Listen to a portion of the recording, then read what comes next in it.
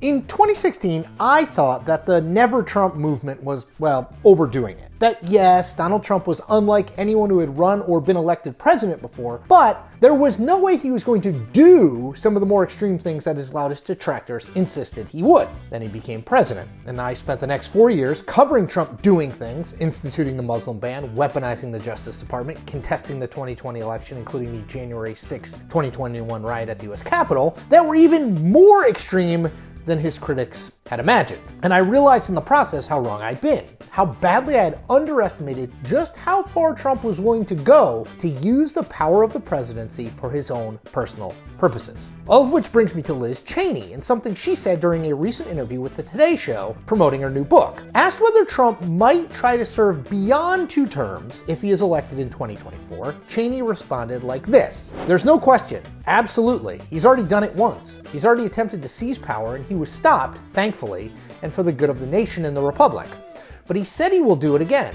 He's expressed no remorse for what he did." Which 2016 me might have rolled his eyes at, but 2023 me takes seriously. Very seriously. The best predictor of future outcomes is past results, right? If I say I've run a 6-minute mile in the recent past, my chances of doing so again are far greater than if I have never come close to running a 6-minute mile or even tried to do so. Trump has already tried to overturn an election once, and he came a hell of a lot closer to doing so, only a waffling Mike Pence stood in the way, than most people still realize. And as Cheney rightly notes, Trump has not only expressed zero remorse for trying to knock down a pillar of democracy, but instead he has spent the past 3 years insisting that he was and is right about the election being stolen. As part of that rhetorical campaign, he has called, on at least one occasion, for the Constitution to be suspended. Wrote Trump on Truth Social in December of 2022, quote, "Do you throw the presidential election results of 2020 out and declare the rightful winner, or do you have a new election? A massive fraud of this type and magnitude allows for the termination of all rules, regulations, and articles, even those found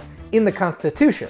Do you think he's changed that view over the past year? I don't. But wait, there's more. Trump not only denies responsibility for the riot at the Capitol, but has in recent months turned to suggesting that many of the people who stormed the building that day were innocent freedom fighters wrongly imprisoned by a corrupt Justice Department. "I call them the J6 hostages, not prisoners. I call them the hostages," he said at a rally last month. So, just as a recap, Donald Trump has already, 1, tried to overturn a free and fair election using the powers of the presidency to do so. 2, suggested the Constitution be terminated or suspended. 3, fomented a violent riot designed to stop the Electoral College count. 4, insisted that the rioters are victims of a biased justice system.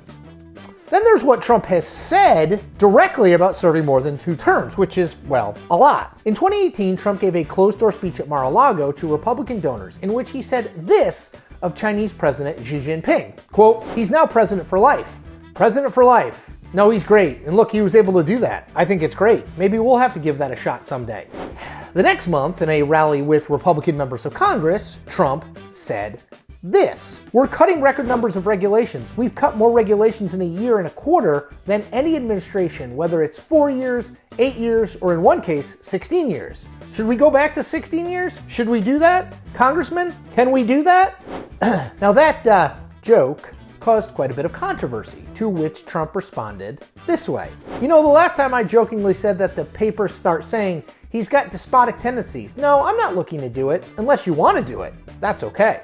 It didn't stop there. In 2019, at an event where Trump was given an award from the Wounded Warriors Association, he said this: "Well, this is really beautiful. This will find a permanent place at least for 6 years in the Oval Office. Is that okay?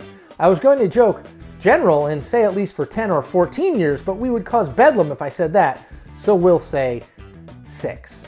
Now, earlier this year, NBC's Kristen Welker asked Trump directly whether he would, under any circumstances, consider a 3rd term, in light of Florida Governor Ron DeSantis' attacks on him that he could only serve another 4 years if elected. "No," Trump responded, "just so you understand, when DeSantis says that, he's not your man. He's not your man. I know it because he's a very untalented guy." Well, I'm convinced. Look, I got out of the surely Donald Trump can't or won't do that business a while ago. I genuinely believe he will do whatever he believes A, is best for him, and B, he can get away with.